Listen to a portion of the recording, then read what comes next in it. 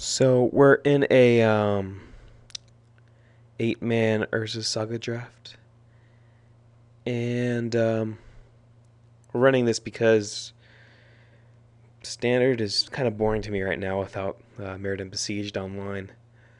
So we're looking here. First thing we look for is any money cards. We don't see any, so I think the choices here are between Arc Lightning and Pendrel Drake, and I'm pretty sure just to say pick the Arc Lightning. I also do like Despondency. But most of these other cards, I'm not a big fan of. Some of these cards are fine filler, but those are the three I'm looking at. I'm not a huge fan of red and Urzas. A lot of the creatures are really bad, but you can still do some work with them.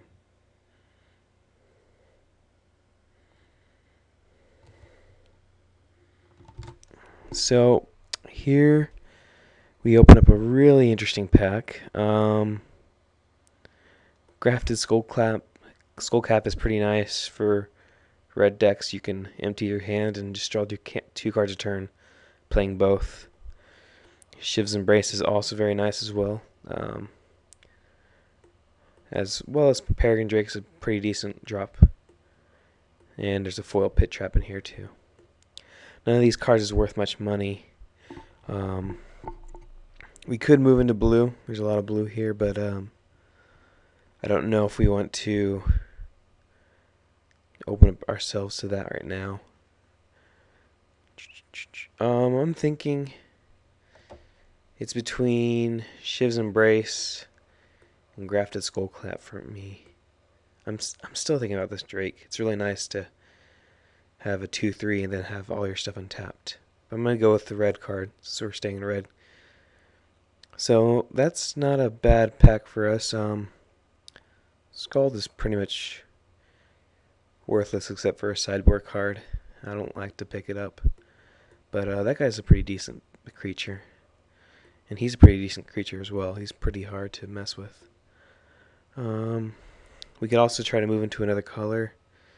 We have green, and there's a white removal card. This is not the best removal card, but it does the job. It's like Iona's Judgment and ZZW. So I'm thinking the pick is between Path of Peace and Thundering Giant. Red white. It's not a combination I've actually drafted before, I don't believe. I think I'll just stay on color for now. He's a fine card at 4/3 haste. So this is an interesting pack here. There's no white at all, and this is actually a pretty bad pack, except for the best card in here. I'd say the best cards are Blanchwood Treefolk, Curfew. Yeah, those two. This card's fine if you're trying to mess with your opponent at the beginning of the game, but it gets really bad as the game goes on. I've never seen this card do much of anything. It takes you from 3 mana to 6 mana the next turn, but not that many things cost 6. Most often I've seen this played in the late game where it doesn't actually matter. So and this is okay, but I think I'm gonna go with the Blanchwood. So another interesting pack here. Hush is a fine card if we're in green. Falter, I haven't actually got to play with yet. It sounds good, but sometimes you just don't have the creatures on board to make it work. Despondency, but we have to move into black for that. And there's some blue filler cards as well. I think we want to try. I think I'd try red-green. Seems like a pretty easy combination to get into. And this can be a pretty impotent ability. It also cycles if you don't need it. So that's interesting. Looks like green is open. I think the best card out of this pack is Pouncing Jaguar, followed by Priestess Titania, giving a nod to Spire Owl, which is not that bad in this format. It trades with a lot of X1 creatures, and it does a little bit of work in the air. I think we'll go with the Pouncing Jaguar here. This guy's he's not horrible, but he's not my favorite. I'd rather have a 3/3 for a 3. So we'll take this guy. So this is another interesting pack here again. Hidden Spider is great in this type of archetype because flyers are one of your biggest problems. But I do like this guy. He's pretty beastly at the beginning.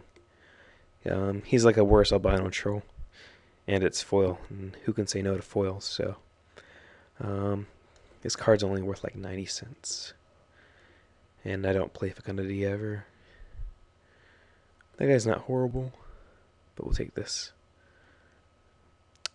So Fiery Mantle's not horrible, gives fire breathing and it always comes back, but it's not something you really want to pick up, in my opinion. Wild Dogs is also not horrible. If you get it on turn 1, it's pretty effective, and you can always cycle it away if it would be a downside. I think that's the best bet. So we can get a 3/2 for 4. His coin flip ability is really strange. I'm not a big fan of it. We can get a 2/1 for 2, or for 1, with Echo. He's also kind of decent. He's like a worse Pouncing Jaguar. I think we'll just take this guy. We can pick up a Goblin Matron here, I guess. I think the strongest card in this pack is Disenchant, followed by Healing Salve, but we want to keep on our colors and let everybody know that red cards are not going around, so we'll take the Goblin Matron. If we do get some good goblins, I guess we can use her, but we probably won't. Another Wild Dogs. We can have a pretty aggressive deck here. There's another Goblin Matron. Curfew is a pretty good card, but we're going to let people know that blue is open because we don't want any blue. And I'm not going to play a lull. So this card is completely worthless in my opinion. And I like foil lands.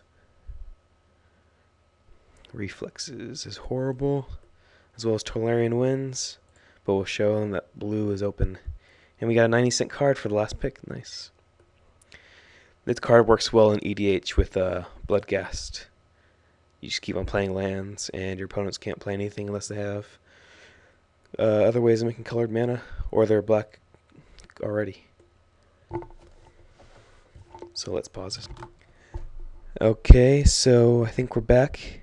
Here's an interesting set of picks here. Foil Serra's Sanctum might be worth something. Let's check on that. I always leave this open so I can check on it. Serra's Sanctum. Foil Serra's Sanctum is worth $10. So I think it's an easy pick. There's also a $2 or $3 Goblin Lackey. I don't remember how much it is exactly, but we'll set that up to be picked. We'll check on the other pieces. Temporal Aperture. Let's see if I can spell this right. Probably not. 60-cent card in Goblin Lackey is...